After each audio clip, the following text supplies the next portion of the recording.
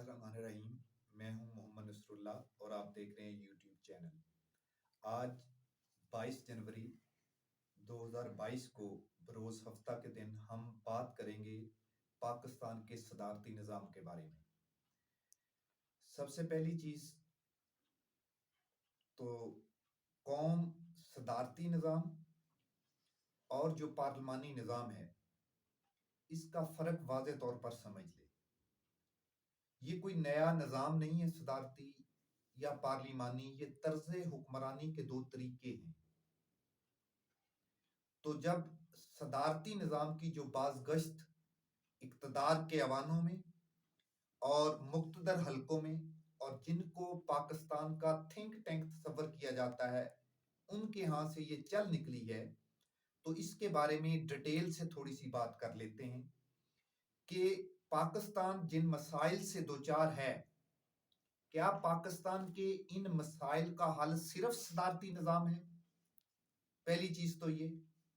दूसरी बात, इसके साथ ही क्या सदारती निज़ाम आने से कौम जिन मुश्किलात से दो चार है या रियासत को जो मसाइल दरपेश हैं वो मसाइल सदारती निज़ाम के आने से हल हो जाएंगे?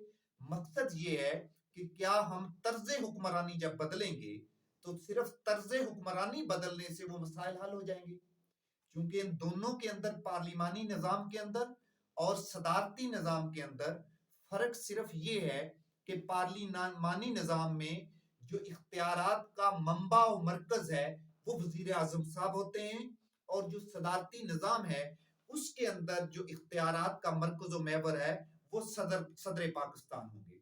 तो क्या सदारती पार्लिमानी तर्ज हुक्मरानी से जब हम सदारती तर्ज हुक्मरानी की तरफ जाएंगे तो क्या कौम जिन मसाइल से दरपेश है और रियासत को जो मसाइल दो चार हैं उन मसाइल से हम छुटकारा पा लेंगे?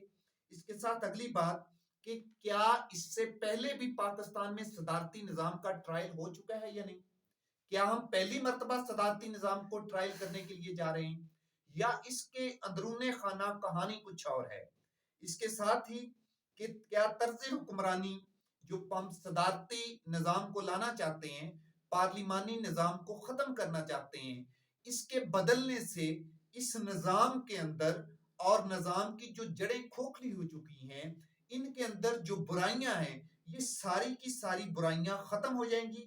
इसके साथ ही कौम को इस बारे में भी सोचना पड़ेगा कि क्या ऐसा तो नहीं है कि इस करप्ट निज़ाम को बचाने वाले, इस करप्ट निज़ाम के मुहाफिज, इस करप्ट निज़ाम के रखवाले जो हैं ये सदारती निज़ाम की आड़ में या सदारती निज़ाम को डिस्कस करके सदारती निज़ाम को ला के कौम को एक नई उम्मीद देकर फिर से दोबारा से एक गड़े में झोंकना चाहते हैं, एक गड़े में धकेलना चाहते हैं? क्या ऐसा तो नहीं है? तो इसके साथ ये देखें कि पहले हम डिस्कस कर लेते हैं उन ममालिक को जहां पे सदारती निज़ाम है, और उसके साथ साथ ये भी डिस्कस कर लेते हैं मुख्तसर वक्त में कि क्या उन ममालिक के अंदर तरक्की का दामन सिर्फ सदारती निज़ाम है? क्या उन ममालिक ने जो अपने मसाइल से जंग लड़ी और जंग लड़के आज वो दुनिया के नक्शे पे एक सुपर पावर और सुपर ताकत बनकर उभर रहे हैं? दुनिया के जो ममालिक हैं, आलमी कुव्वतें, आलमी ताकतें, आलमी इदारे, उनकी तरफ जब अपनी उम्मीद अफजा नजरों से आज देखते हैं तो उसका मकसद या उसकी वजह सिर्फ सदारती निज़ाम है। अच्छा, सबसे पहले ये बात देखें कि हमारे पड़ोस के अंदर, चाइना के अंदर सदारती निज़ाम है, रशिया सुपर पावर है उसके अंदर सदारती निज़ाम है, अमेरिका जैसी जमहूरी जो जमहूरियत की मां है जिसको कहा जाता उसके अंदर सदारती निज़ाम है, तुर्की के अंदर सदर उर्दगान साहब जो हैं वो उधर भी सदारती निज़ाम मौजूद है, किस्म का वजीर आजम के पास वो इख्तियारात नहीं है। तो अब ये देखें कि अमेरिका, रशिया या चाइना के अंदर जो इन ममालिक ने तरक्की की है, क्या उनकी तरक्की का दामन सिर्फ सदारती निज़ाम है? क्या उनके निज़ाम के अंदर बाकी सब बुराइयां उसी तरह मौजूद हैं जो पाकिस्तान के निज़ाम और सिस्टम के अंदर मौजूद हैं? सिर्फ उन्होंने पार्लिमानी तर्ज हुकूमत से सदारती तर्ज हुकूमत को इख्तियार किया और उनका तमाम मसाइल से छुटकारा हो गया।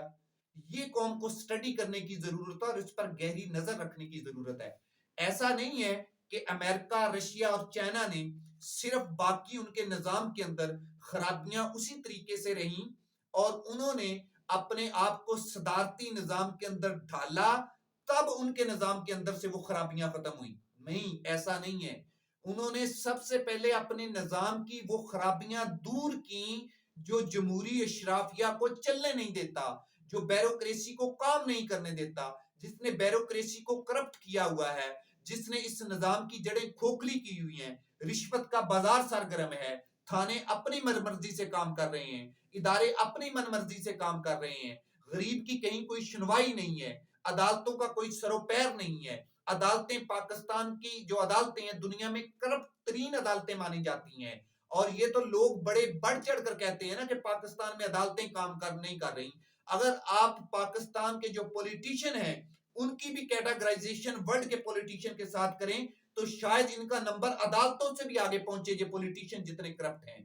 کیا جو قوم کو مہنگائی کا سامنا ہے، جو بے روزگاری کا سامنا ہے قوم کو، جو قرضوں کے بوجھ تلے قوم دبی ہوئی ہے، جو عالمی خطرات سے ریاست دوچار ہے، ان سب مسائل سے ہم صرف اس وجہ سے نکل سکتے ہیں کہ پاکستان میں پارلیمانی نظام سے صدارتی نظام نافذ کر دیا جائے. نہیں، ایسا نہیں ہے. پاکستان میں اس سے پہلے بھی صدارتی نظام کا ٹرائل ہو چکا ہے. مشرف طاقتور ترین صدر مانے جاتے تھے. کیا اس دور میں یہ مسائل نہیں تھے؟ انہوں نے آ کے ریاست کی اور اس قوم کی ان مسائل سے جان چھڑوا دی تھی. کیا جنرل ضیاء ایک طاقتور صدر نہیں تھے؟ کیا جنرل ایوب صدر نہیں تھے؟ کیا اس سے پہلے آپ چلے جائیں، ان سے پہلے یہ صدارتی نظام کا ٹرائل نہیں ہو چکا؟ ہاں، آپ یہ کہہ سکتے ہیں کہ صدارتی نظام منو ان نافذ نہیں ہوا. بہرحال جو اختیارات کا مرکز و محور تو صدر کی ذات تھی. آپ کو وہ یاد نہیں ہے کہ بے نظیر کی پیپلز پارٹی کی جب حکومت تھی تو اسمبلیاں کس نے تحریر کی تھی؟ ٹھیک ہے، صدر کے پاس اسمبلیاں تحریر کرنے کا بھی حق تھا. صدر جس کو چاہتا اٹھا کے پھینک دیتا، جس کو چاہتا لگاتا. مشرف جب شوکت ترین کو لے کے آیا، نیچے ٹیکنوکریٹس کی پارلیمنٹ نہیں، اس نے ٹیکنوکریٹس کی کابینہ نہیں بنائی. کیا مشرف نے؟ یہ پاکستان کے اندر بتانے کا مقصد یہ ہے ٹیکنوکریٹ طرز حکومت، پارلیمانی طرز حکومت، صدارتی طرز حکومت، بلدیاتی ادارے، ڈسٹرکٹ کونسلز، یہ سارا کچھ پاکستان کے میں ٹرائل ہو چکا ہے.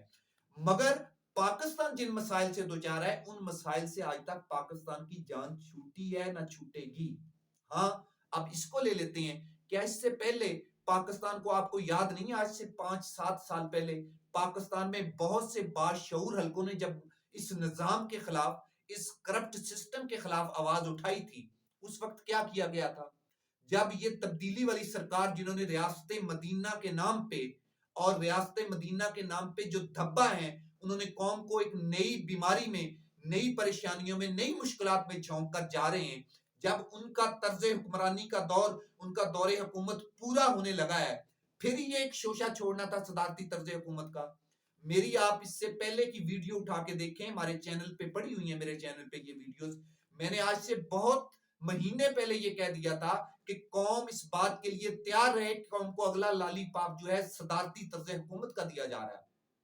چونکہ ان کو پتا ہے جو اس سسٹم کو بچانے والے ہیں کہ اس قوم کے مسائل کا حل نہ تو یہ تبدیلی والی سرکار تھی، نہ پارلیمانی طرز حکومت ہے، نہ صدارتی طرز حکومت ہے. اس مسائل کا حل، ان مسائل کا حل جن سے قوم دوچار ہے، اصل میں وہ ان مسائل کا حل چاہتے نہیں ہیں. چونکہ اس کرپٹ سسٹم کے محافظ وہ بھی ہیں، ہم بھی ہیں، یہ ادارے بھی ہیں، یہ اسٹیبلشمنٹ بھی ہے، یہ جمہوری لوگ بھی ہیں، یہ نان جمہوری لوگ بھی ہیں، یہ غریب بھی ہیں، یہ امیر بھی اس کرپٹ سسٹم کا تحفظ کرتے ہیں. اور قوم یاد رکھے، جب تک قوم من و ان اس کرپٹ سسٹم کے خلاف کھڑی نہیں ہوگی. آپ کو پتا ہے کہ آج سے 10 سال پہلے پاکستان میں جب بہت سے باشعور حلقوں نے اس سسٹم کے خلاف آواز اٹھائی تھی اور کہا تھا کہ پاکستان میں موجودہ سسٹم ڈیلیور نہیں کر رہا، یہ ناکام ہو چکا ہے، تو کس طریقے سے اس بات کو ایک گالی بنا کر میڈیا نے پیش کیا تھا. آج بھی وہ مین سٹریم میڈیا میں ایجنسیوں کا کام کیا ہوتا ہے، اداروں کا کام کیا ہوتا ہے، تھنک ٹینک کا کام کیا ہوتا ہے؟ وہ ایک پوائنٹ کو فلوٹ کرتے ہیں. وہ اخبارات میں، سوشل میڈیا کا دور ہے، سوشل میڈیا میں، ٹاک شوز میں اس کو ڈسکس کیا جاتا ہے کہ کیا قوم ذہنی طور پہ اس پہ تیار ہے. پھر قوم کے اندر 2 طبقات بن جاتے ہیں، کہتے ہیں اس طرح ہونا چاہیے، کہتے ہیں اس طرح ہونا چاہیے. یہاں سے وہ اپنے لیے ایک رائے عامہ جو ہے وہ ہموار کرتے ہیں اور کریٹ کرتے ہیں۔ آپ کو پتا ہے کہ یہ جب صدارتی نظام کا ابھی بھی شوشہ چھوٹا، پاکستان کے اندر بہت سے نامور اور معتبر اینکروں نے سب سے پہلے کیا کہا کہ یہ نجی بیٹھک کی گفتگو ہے، یہ تو فلاں جگہ پہ تمام پارٹیز کے لوگ اکٹھے تھے، جس میں پیپلز پارٹی کے لوگ بھی تھے، پی ایم ایل این کے بھی تھے، پی ٹی آئی کے بھی تھے، ان میں اس پوائنٹ آف ویو کو بھی دیکھیں کہ یہ سب سے پہلے یہ فلوٹ کیا گیا ہے، یہ قوم کے اصل مسائل کا جو حل ہے اس موجودہ نظام کے اندر، اس نظام کو نہیں چینج کرنے دے رہے۔ قوم کو 5 سال جو تبدیلی والا لالی پاپ دیا تھا، اس ٹرک کی بتی کے پیچھے لگایا تھا، اب ایک اور ٹرک کی بتی کے پیچھے لگا رہے ہیں۔ اس کے ساتھ ہی قوم اس کو اس پوائنٹ آف ویو کے حوالے سے بھی دیکھے کہ اب جو اپوزیشن کی طاقتیں ہیں وہ اس موجودہ حکومت کے خلاف احتجاج کرنے کے لیے جا رہی ہیں، اور بڑا مؤثر احتجاج کرنے کے لیے جا رہی ہیں، اور عوام کے اندر بھی مہنگائی کے خلاف جو غم و غصہ ہے قوم کے اندر وہ بھی بہت زیادہ ہے۔ کہیں ایسا تو نہیں ہے کہ یہ اپوزیشن کو پھر ریڈ کارڈ شوٹ کیا جا رہا ہے کہ اگر آپ پوری طاقت سے ہمارے لائے ہوئے لوگوں کے خلاف کھڑے ہوں گے تو پھر یاد رکھیں کہ ہم اس موجودہ نظام کو ہی لپیٹ دیں گے، پھر نہ یہ جمہوریت بچے گی نہ یہ پارلیمانی سسٹم بچے گا، ہم پھر کسی اور طرز حکمرانی کی طرف چلے جائیں گے جس میں آپ کا کوئی حصہ نہیں ہوگا۔ بہت شکریہ۔